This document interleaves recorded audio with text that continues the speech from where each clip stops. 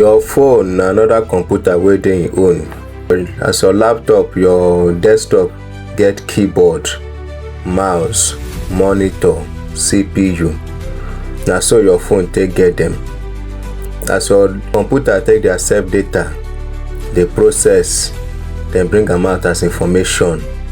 Na so your phone sef dey do.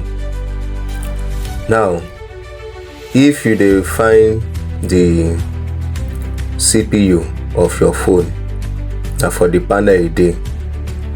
Inside the panel, you need to open the phone, go to the panel. Let me say sometimes maybe phone get issue, dem go tell say the problem dey from the panel. The CPU you go see am for the panel there if they open your phone. Then for computer, get wetin dem dey call peripherals. Peripherals na all those hardwares wey dem dey attach to the CPU, and na so your phone dey. Your phone panel get port dem wey dem take dey attach screen and other things wey fit attach. Even the things dem wey dey use, like your charger to connect to your phone, use flash, use earpiece, all those things, their slot, their port dey for the phone, for the panel. Their slot dey for the panel there. So dem sef dem be peripherals on their own. Now when you look your phone get keyboard, your phone get mouse, but if you no look well, you no go know. Now this your phone screen wey you dey look am very well o.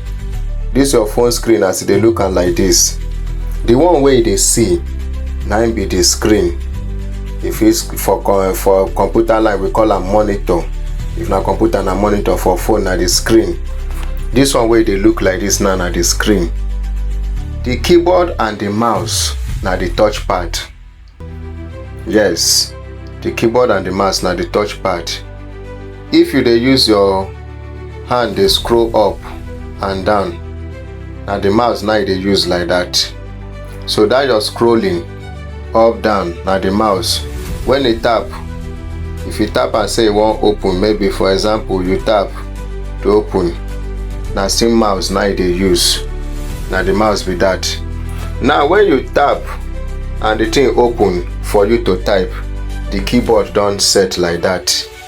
So as I click phone, when the thing open for me to take type, na what? Keyboard. So the keyboard and the mouse dey together as what? Touchpad. If I wan send message, if I go to message app, I click am, I tap am, I don tap am, the thing don set. If I wan send message again, I tap here, see am, keyboard don appear for me to type. So the keyboard and the mouse dey together as touchpad. That is why if person phone get problem, maybe the phone fall and the person dey look the screen dey work, him come dey move the touchpad, you know, dey respond, or the thing dey some dey respond, some no dey respond, and maybe come be say the thing dey shake, the screen dey shake and the rest, you no fit respond. E mean say the touchpad don get issue. So you go see say you no go fit use am scroll again. You no go fit scroll again. Yes, e dey look the thing, the phone dey, e dey see am, e dey look the thing, e just dey see say na crack, but e don affect the keyboard and the mouse wey dey as what? Touchpad. So you no go fit use am again.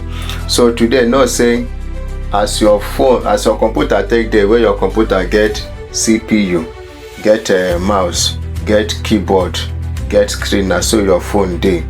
The CPU na the panel, the screen, the monitor na the screen wey you dey see for your phone.